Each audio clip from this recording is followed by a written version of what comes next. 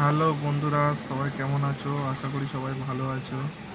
তো আজকের একটা কথা বলবার ছিল, যেটা তোমাদেরকে শেয়ার করছি।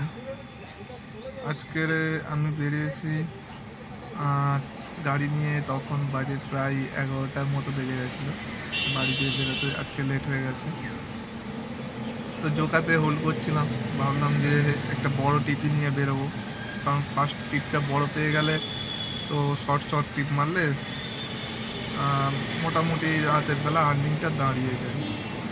বাট কিছুদিন তো হচ্ছে ভালো টিপ হচ্ছে না, বাজার খুব নর্মালি আছে।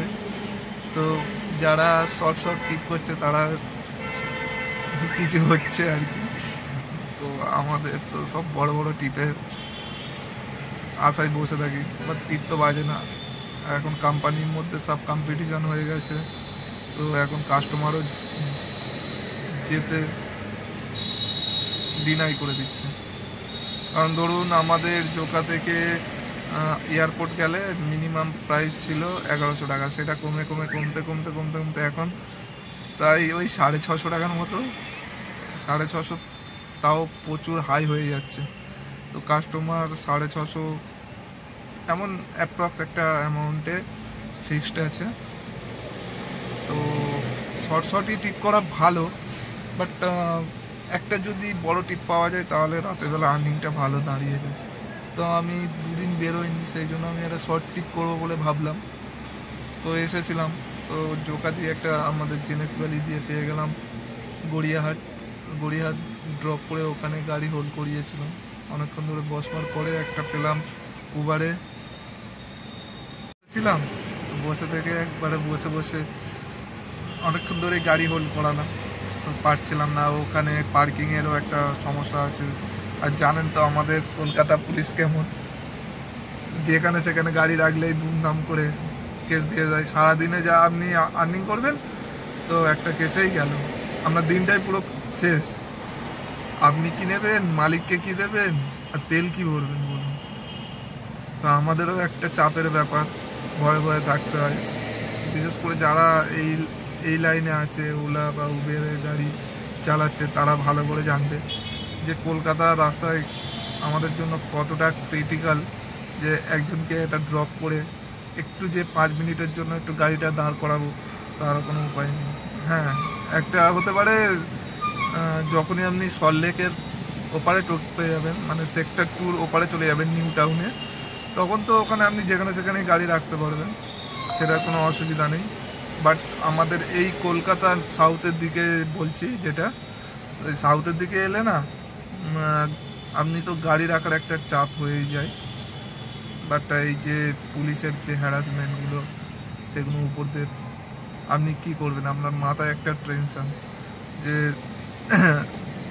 সপ্তাহ শেষে আপনি মালিককে কত টাকা দেবেন, আপনি কত রাখবেন, আর তেল কত টাকা দেবেন। তো আমি তো দুদিন বেরোইনি, আমি সেই জন্য শর্ট শর্ট টিপ করবো বলে ভাবছিলাম।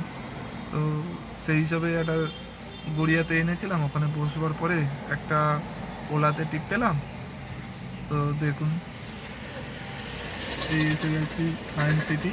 তো সায়েন্স সিটির মোড় থেকে নামিয়ে দিয়েছি।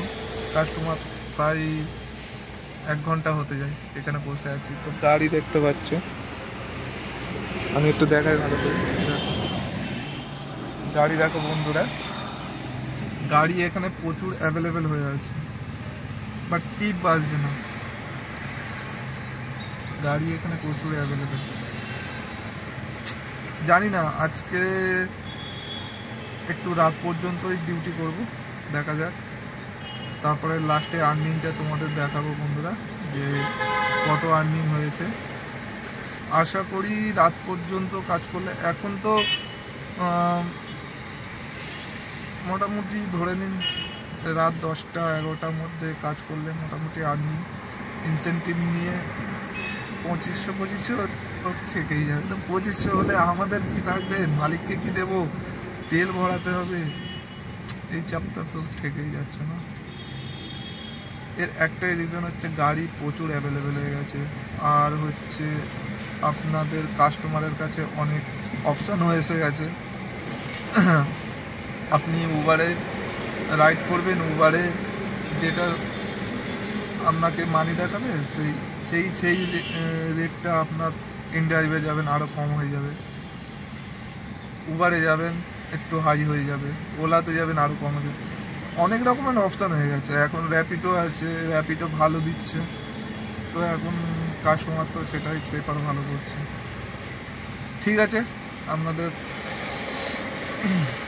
রাত্রিবেলায় দেখাবো আমার কত আর্নিং হলো। বন্ধুরা এখন রাত বাজে 11টা, তো এখন আমি আছি গড়িয়া, তো এখানে বসে আছি একটা আশেপাশে আমাদের লোকেশানে ঠাকুরপুকুরের আশেপাশে একটা টিপের ধান্দায় আছে।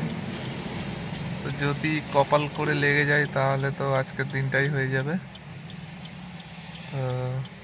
দেখো বন্ধুরা, এইটা হচ্ছে আমার উবেরের আর্নিং 1163 টাকা, আর ওলাতে হয়েছে 1000 টাকা, আর ইনড্রাইভে হয়েছে 450 টাকার মতো। তো ওই মোটামুটি 2500-2600 টাকার মতো হয়ে গেছে এখন 11টা বাজে। তো আশা করি ভিডিওটা ভালো লেগেছে। আর যারা ভাবছো যে এই নতুন ওলা গাড়ি অ্যাটাচ করিয়ে চালাবে, তো তারা ভাই একটু দেখে বাজারটা দেখে তারপরে গাড়ি নামিও।